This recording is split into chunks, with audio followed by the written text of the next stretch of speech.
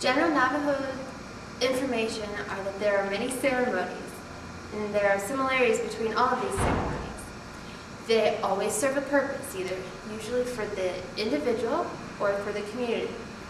They also are allotted an amount of time, over multiple days usually. And each ceremony is composed of numerous sections and participatory roles. General movements for Navajo dancing are cantering, hopping and tripping, props, waving, and prancing, squatting, turning, and stomping. They also include multiple gestures and presenting of items, and they always travel in many circular pathways. So the fire dance / mountain chant is part of the Mountain Way ceremony, which usually lasts 9 days, with the fire dance being on the last 2 nights.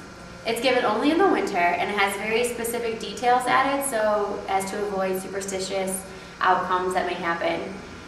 There's a major involvement of the medicine man because it's a part of like a healing ceremony, and the 4 ceremonies are based off of a certain legend.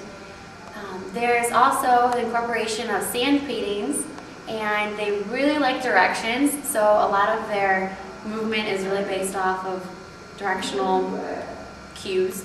And as Kim said, there's a lot of participatory roles that are given throughout the dance.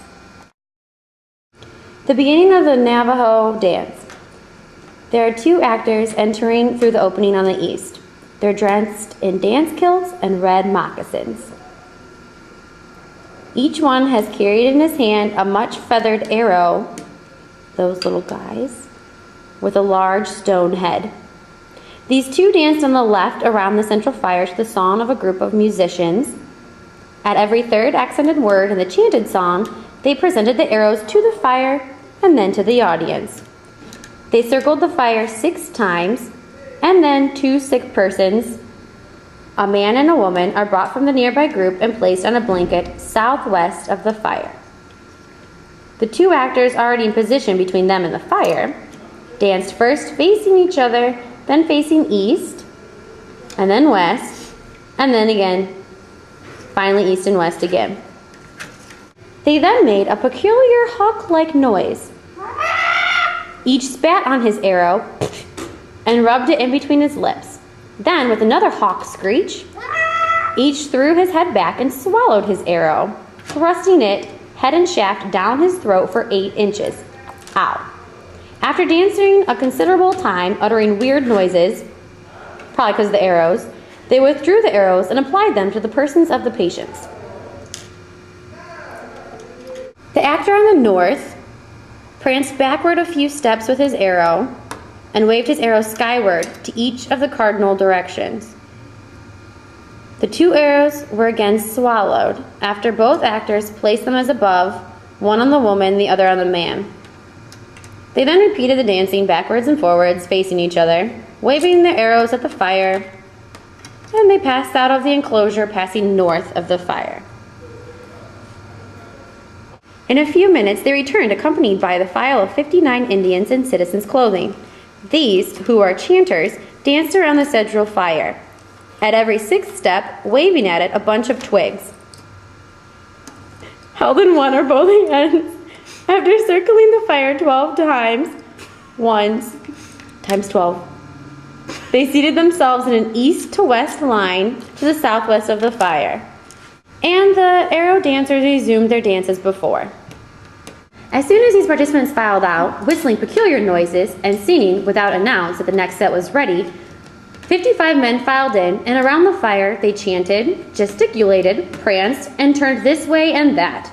They waved gourd rattles and woven rattles, and protruded from clasped bunches of twigs.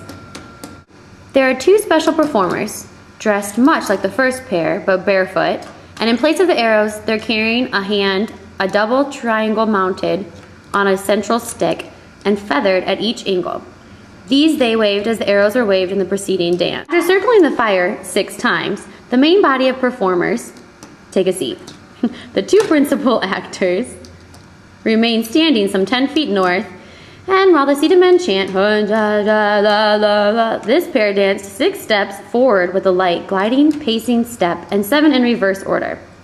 Dancing 6 times first to the east, they repeated this to the south, north, south, they can jump over fire, and again to the east. Oh, wrong direction. And the sick persons were not brought forward for this performance. This dance was followed immediately by another arrow dance in which 8 special actors took part. 4 of them faced the others, each wheeling about so as to dance toward the 4 corners of the earth.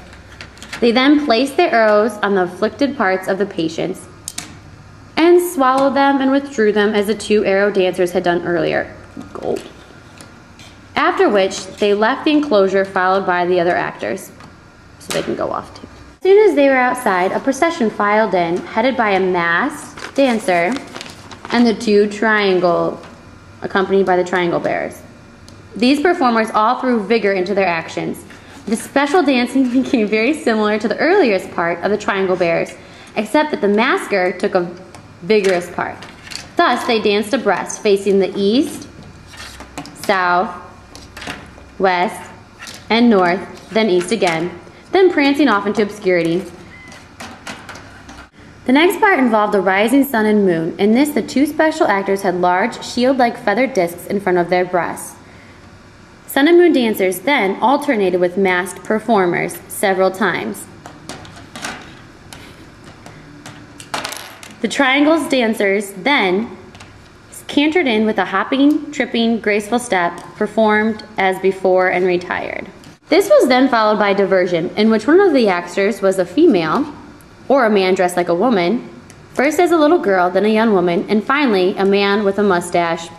These danced many sets until the audience grew tired. The cactus actors followed. They carried sticks 3 feet long to which finger cactus was profusely tied. There were 2 of these performers in the first 4 sets, who danced facing each other like the arrow bearers. Then came a set in which 8 took part, dancing 4 facing 4. The performance of the setting sun and moon, which followed, was like that of the rising sun and moon, except that the rayed discs were now suspended on their backs. Lightning was represented in the dance that followed by lazy tongs, with the special actors carried in front of them. This device, when pressed, would plunge forward some 8 to 10 feet. At every turn, at every gesture position in the song, and when presented to the fire as a closing act, it was thrust forward while its bearer posed in strutting posture. These actions were repeated many times. This performance involved bull riders. The 4 actors each carried a long pole from the top, of which a small board was suspended by a cord, which they whirled to produce a grating buzzing noise. The lightning performance was then repeated and followed by several minor ceremonies. Just before dawn, 4 actors carrying little trees came into the enclosure and after circling the central fire, proceeded to the 2 patients, who had again been placed forward on blankets. After dancing a few minutes, they performed over the patients much as the arrow dance. A group now filed in to dance vigorously around the fire for 12 circuits, gesticulating and waving their twigs toward the fire, to the earth, and to the heavens. Then they filed to the southwestern quarter of the enclosure where the patients still were, and here they screened around the patients while chanting and waving cedar and pinon twigs.